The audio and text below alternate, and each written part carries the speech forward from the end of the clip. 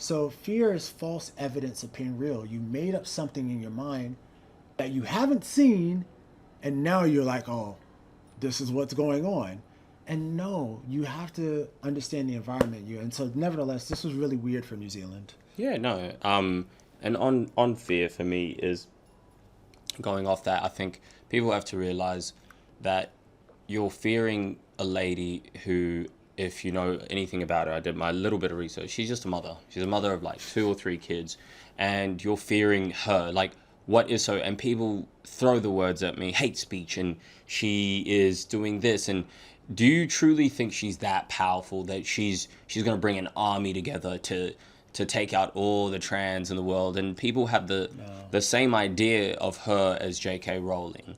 J.K. Rowling at least has a bigger platform, but even though J.K. Rowling has stood by her thoughts about it, which she's not transphobic, she said that, she hasn't brought up an army. With all due respect, this is going to sound mean, she couldn't care less about the trans community. She has a multi-billion-dollar business to run and probably kids of her own.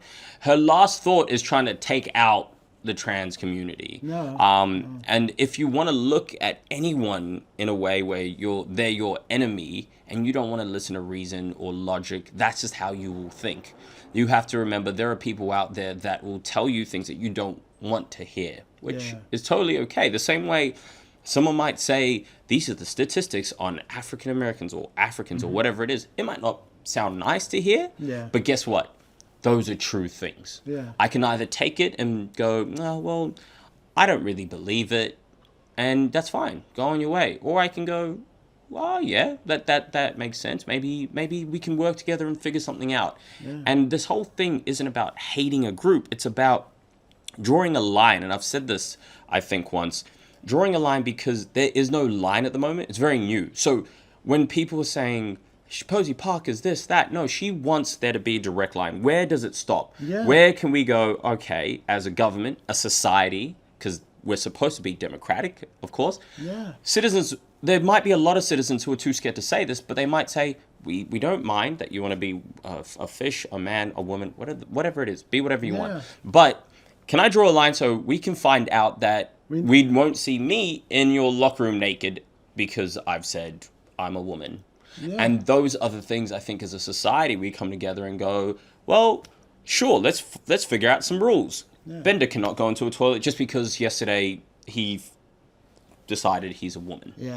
You know, these are just little infrastructures I think we need to move forward, is just what I thought. You need order in order to maintain a society. There has to be boundaries. There has to be safeguards. And this is just for the safety of all humans, whether that's women, children, or men. There needs to be safeguards and there needs to be boundaries that need to be protected. And if you're not drawing a line, you're leaving room open for chaos. And unfortunately, there's a lot of strange characters that really are exploiting people's social issues because they want to purport that in order to make world change, chaos needs to ensue. And so these people are actually willing and able to help finance, like I said earlier, and manufacture chaos so that they can come back. And it's more for people that are in positions of power that it's going to benefit. Your Bill Gates, your George Soros.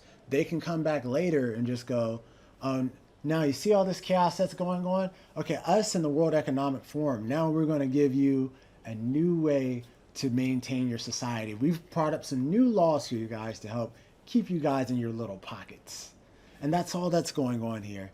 It's manufactured chaos between people. At the intersection of the gender industry, technology, and runaway corporatism.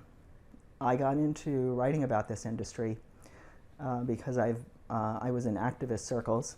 I've campaigned for women's rights since I'm in my 20s. I've campaigned for the environment, et cetera, et cetera. There came a point around 2013 or so that suddenly people were being deplatformed for acknowledging biological reality, that we are a sexually dimorphic species. There are only male and female sexes. We are a sexually dimorphic species, just male and female, and there isn't anything in between. Transsexualism has been around probably in the United States since the 1950s. Some people remember Christine Jorgensen made a big splash in the papers. But, you know, it wasn't really part of our vernacular, our, you know, social vernacular at all. You know, there was a few men who had this fetish, this adult male fetish of appropriating female synthetic simulacrums of female biology for their, you know, sexual gratification. It used to be cross-dressing, transvestites, and then as soon as the medical industrial complex advanced to the point where they could make reasonably, you know, good fake sexes, you know, then, you know, they started to appropriate female anatomy. Well, in the 1940s, this guy William Sims Bainbridge was born. He graduated Harvard as a sociology professor. He's written many, many, many books about cults, religions, technology, gaming, the future of psychological mind control. And he now works at the head of the National Science Foundation's Cyber Human program, which is the melding. It's basically overlooks the ethics involved in human cyber melding. And, you know, you can see this trajectory in the, you know, along late 1990s, early 2000s.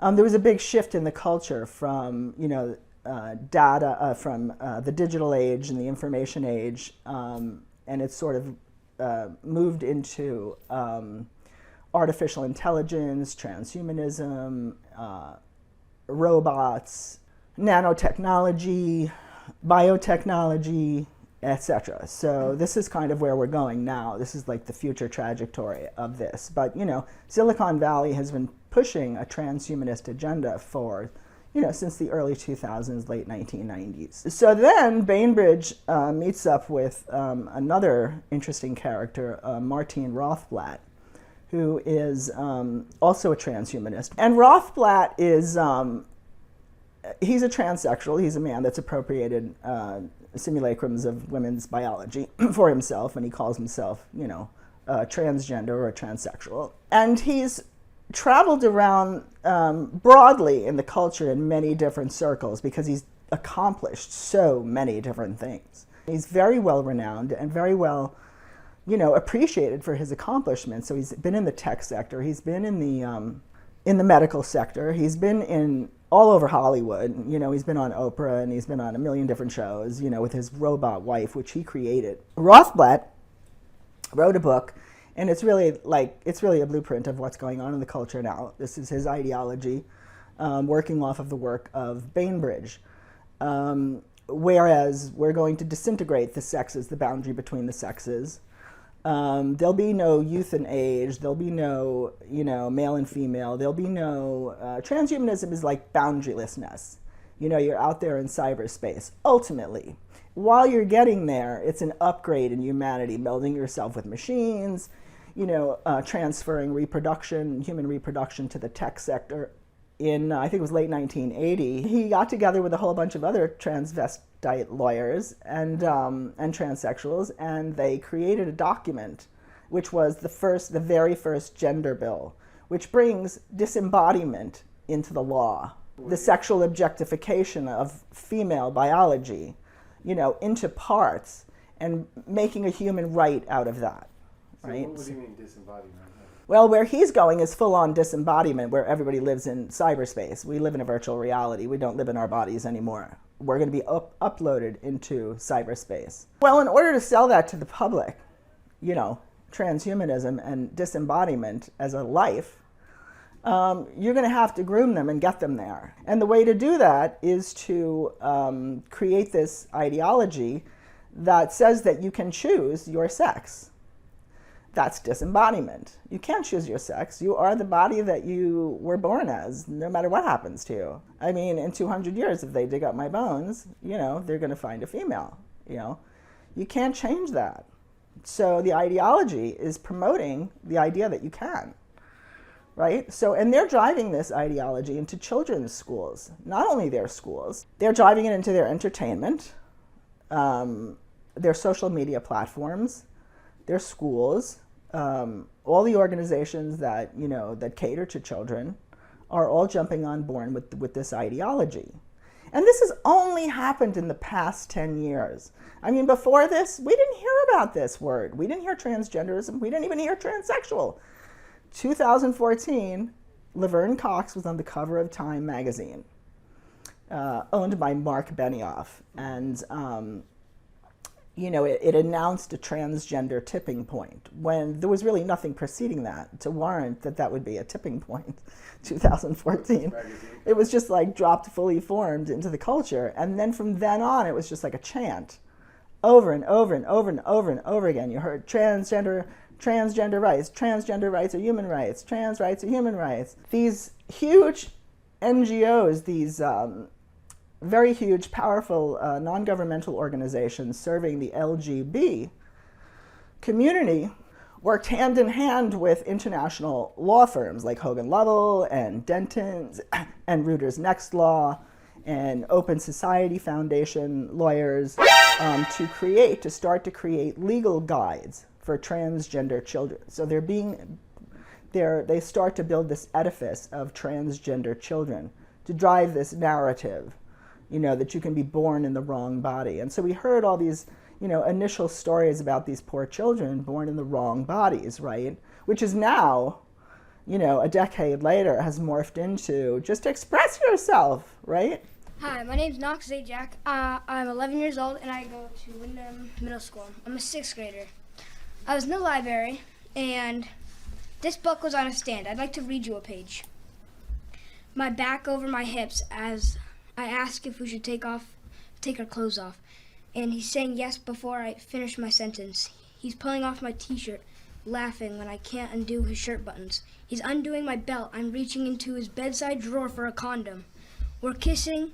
Again, we're rolling over. Obviously, you can see where this is going. I don't know if it's because we're feeling especially emotional or just tired, or these past couple of weeks have been too much.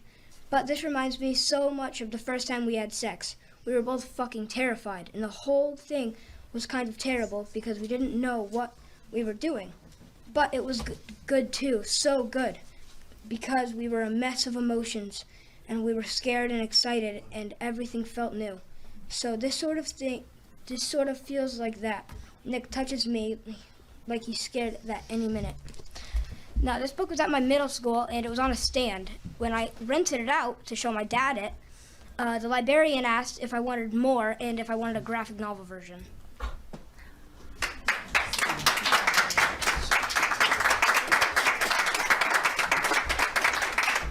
Look at the way they're sexualizing children, too. I mean, this is like,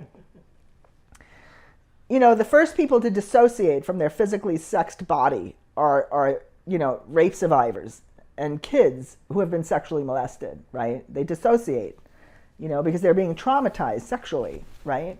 So, and they're flooding children's mainstream media, their schools and other institutions with this highly, highly sexual material. And it's just really overwhelming. I mean, when you think about the things that we're exposed to, as adults, the crazy, sexual activity that's out there, the wars, the violence, the shows that are on television, everything is so violent, Before the advent of the internet, we didn't have that kind of exposure to all of those things outside of our own little community, So we become traumatized, and traumatized people don't move. Their initial response is to freeze if you're being traumatized. If somebody comes into a bank and they hold you up and they put a gun in your face, you're going to freeze. You're not going to do anything. And people are really sort of frozen in terms of responding to this. This is absolute madness. When you have a young man on national TV talking about his castration surgery, and you follow him into the operating room, and then People magazine, puts on a spread celebrating his penis goodbye party, where he has a penis cake, and this is a big celebration. This is absolute madness. And we should all be saying so. And the fact that we're not is a very, very big problem. That we've gotten to the point where we can't say what's real, what's horrible. It's absolute madness. We all have more in common than we do opposite. We all sneeze, we all poo during COVID. We all could have caught COVID. Yeah. You know, we all at some point will meet a cemetery plot, get buried 6 feet deep, whatever. But we all can face the same thoughts of poverty, fear of a lack of food, shelter, protection, safety. These are very basic, what they call human rights.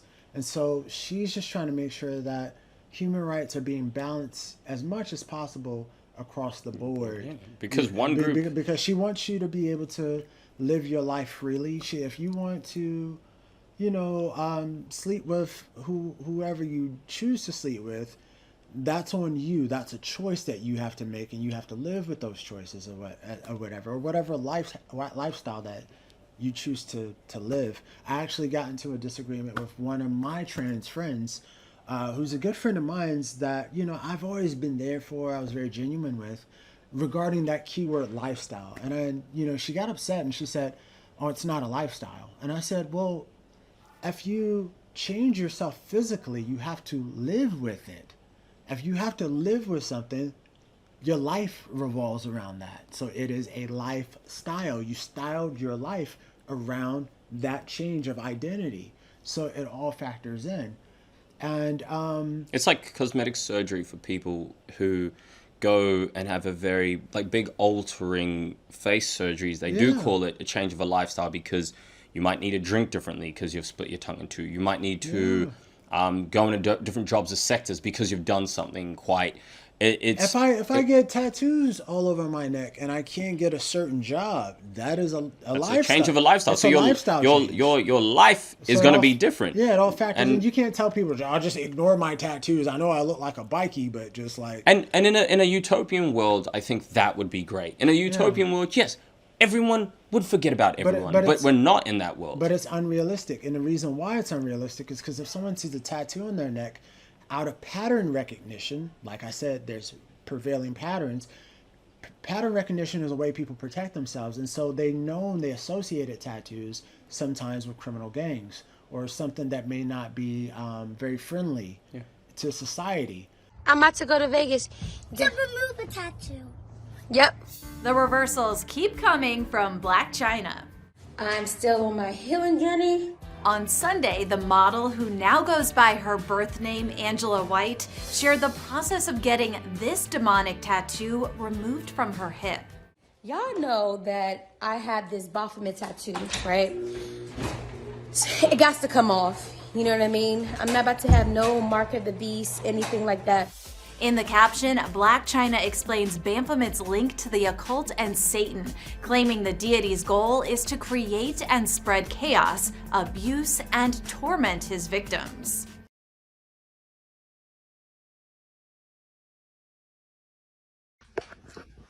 Young, I'm saying right now, China, you are done out here. They gonna get you. They gonna get you next. Don't say I didn't say it. I'm gonna prepare for it. I really am. They're gonna tear her down. They're gonna put her on drugs. She don't speak up for herself. She don't do shit. She sit in that house like a fucking hermit.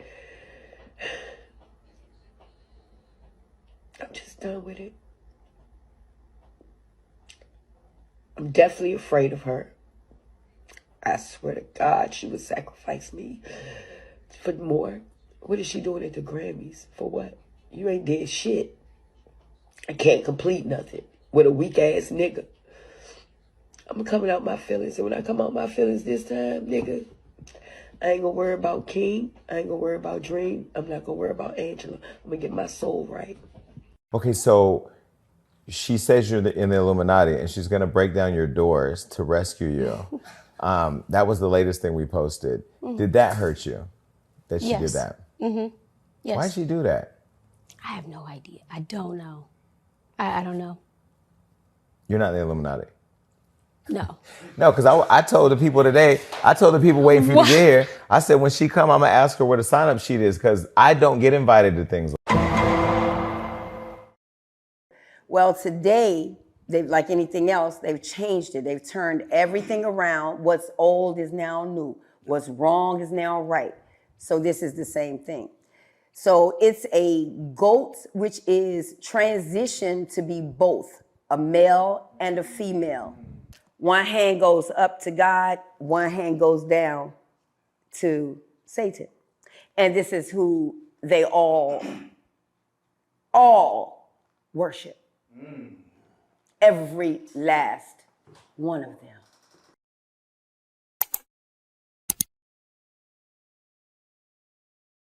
So, and there's nothing you can do to change that. You know? It's just, it is society. And Yeah. I said to him earlier, there are that whole exchange of, well, it's a lifestyle. A simple way to put it for a lot of people who are maybe, transitioning or have, is I say to people, I can't switch. I can't be white tomorrow. Yeah, I wake as up an every day. African, we can't change that. Yeah, so that is me. That's so something we live with. We're born that it's not a way. lifestyle to be me. Yeah. I am this. I was born this. Yeah. I would love to just wake up one morning and maybe be Brad, who is an Olympic rower who does CrossFit on Thursdays and goes to Yale. That would be grand. And I likes would grilled really cheese sandwiches. be the best. I would try it out. But the thing is, I can't just suddenly switch. Yeah. What if a man decides that his gender identity is woman? A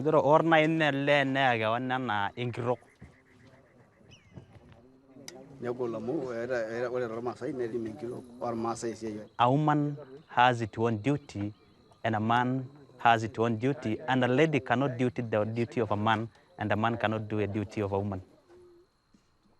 Can a man become a woman? No. No? No. What about a transgender? Eh? Transgender?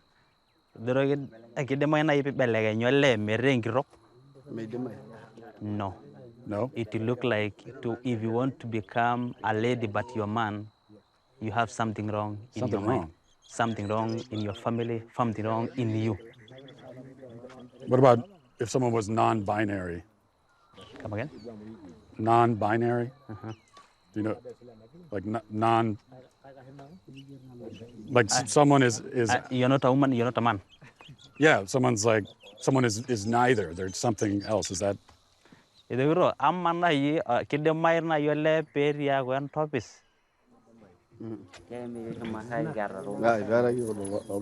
He's saying we have never seen things like those. For a man, he has a penis. For a woman, he has a vagina. So we know this is a lady, this is a man. What if it's a woman with a... What if it's a woman with a penis? Both? Is that...